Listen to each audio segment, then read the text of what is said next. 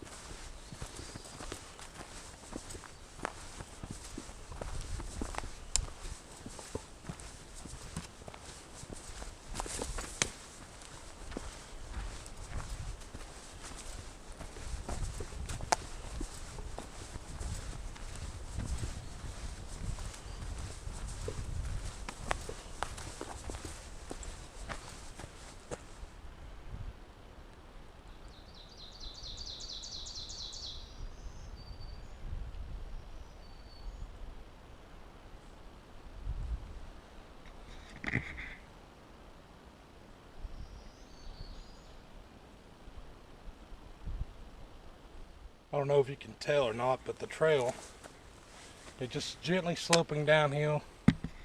It's really not that bad. You can see kind of go uphill there. It's really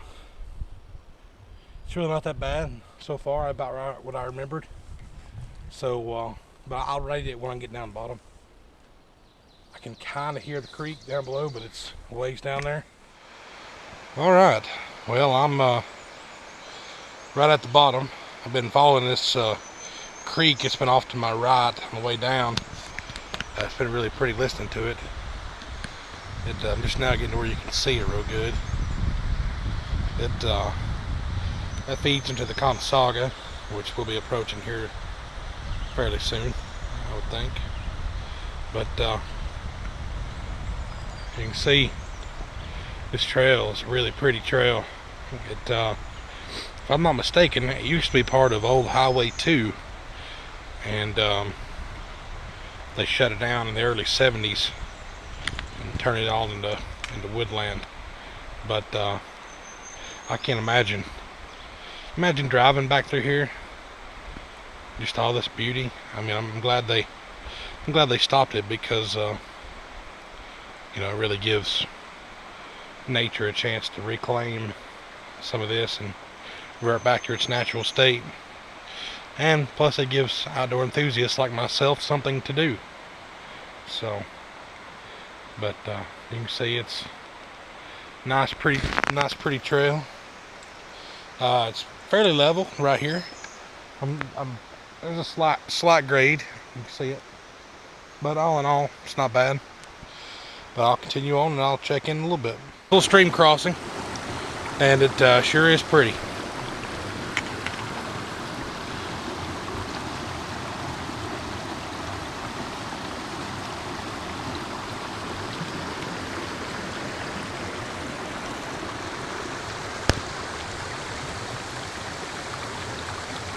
The trail continues on that way, and that's where I'm going.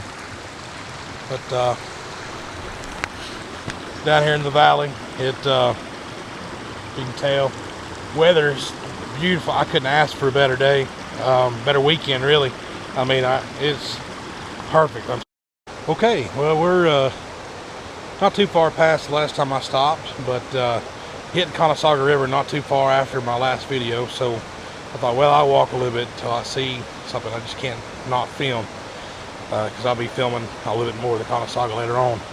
And it's like I said earlier, it's been a while since I've been back on this trail, and I forgot how big rocks were this thing. Check this out. I mean, that is a big rock. 2 big rocks, 3 big rocks. Just a bunch of big rocks. Right there in the middle of the creek. And you kind of wonder where they might have fell from. And there's some on that hillside. I'm assuming that's probably where they come from. And, you know, they've probably been there for 1,000 years or better. It's crazy to think about. I'm almost to Bray Field. That's where I'm going to be camping. Coming a little farther than I thought I was going to. But that's okay. Memory's not as great as it once was. Like I said earlier, it's been a long time since I've been through here. So, but looking at my GPS unit, I'm real close. And I come across this little beaver dammed pond. I don't think this was here last time I was here, so I thought it was pretty neat. It's nice and serene back in here. Nice and quiet. You can hear Cohutta River in the background. The trail kind of cuts off of it just a little bit.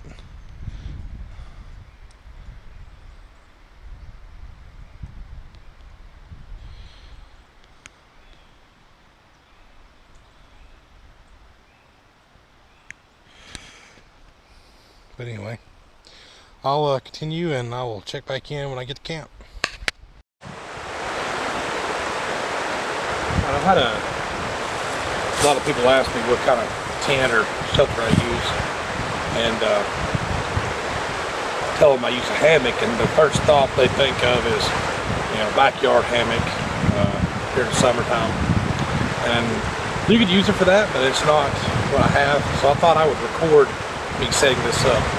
I don't know if this will make it into the video or not, but I'm going to record it, and I may do something with it later. But anyway, we'll set my hammock up now.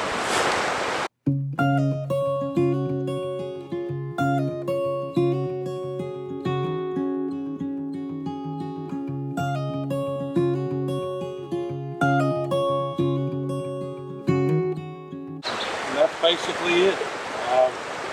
I have a tarp that'll go over it. I'll have to do some fine-tuning adjustments, but that's it really in a nutshell. That's how I set up my hammock. See, it's got an integrated bug net for bugs. It's spring, summertime, early fall. Bugs are a problem, which I'll be definitely be using tonight. A lot of gnats spawning in. But very comfortable. Don't have to sleep on the ground, which is one of my big reasons why I love my hammocks. You know, sometimes you get a good piece of ground, like this ground right here seems to be pretty nice and soft. A lot of times there's hidden roots and rocks. You'll get a good night's sleep no matter how much padding you put underneath you. The hammock, you don't have to worry about that. But anyway, I will, after I finish setting up my hammock, my home for the weekend, I will take you a tour of the camp. You can see a little bit behind me, Bray Field, and we will lots of camping areas down through here, so I kind of expect to see some company later on tonight. And I'll show you some more of the creek behind me. I know you can hear it. Hopefully you can hear me talking over it. It's just right behind the camera. Anyway, I'll check back in a little bit later. Another question I get a bunch about my hammock is, what do I use to keep warm? And it's not such a big deal in the summertime, but early spring, or springtime, and then fall and winter time, obviously you gotta have something. And hammock users, they have options. The first option is the cheapest option if you're coming from using tents, and that is using a sleeping pad that's got some kind of insulating value to it, and then your sleeping bag. Put your pad inside your hammock, lay on it, and then lay on top of your sleeping, or lay in your sleeping bag. The other option is what they call top quilt and bottom quilt, and that's what I have, and that is generally the preferred method for hammock users. If you were to look at some of the forums, they're always talking about them, and that's the reason I have one. You can see my hammock, the orange there, because I love orange, love Tennessee. So anyway, that's my bottom quilt. And then if you look inside, sorry, there was a bee. If you look inside, you'll see my top quilt. And basically what that does is it just insulates, the bottom quilt insulates you from underneath, and the top quilt insulates you above. It's basically, if you were to take a sleeping bag, cut it in half, and then figure out a way to spin the bottom half of it, then that's what you'd have. But anyway, that is my hammock insulation, and you can see it's hanging. I had to move it a little bit, but I wanted to show before I put the tarp on it. I'm getting ready to put the tarp up, and for that I will walk around camp. Alright, well, took a little while, but my home is finally, for the most part, set up. I still need to get in and verify my adjustments are good. But you can see my tarps over it, and I got my hiking sticks used as a what they call porch mode on my tarp.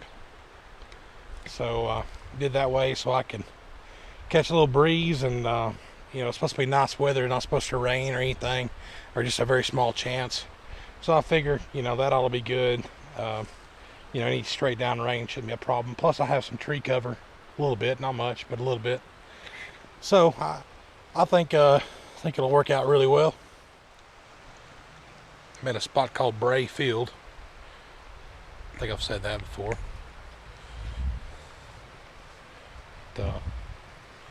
There's plenty of campsites. If you ever decide to come down this way, there's campsites all along the river down through here. This is obviously able to accommodate several different groups, and there's even some up there on the hillside in the woods there.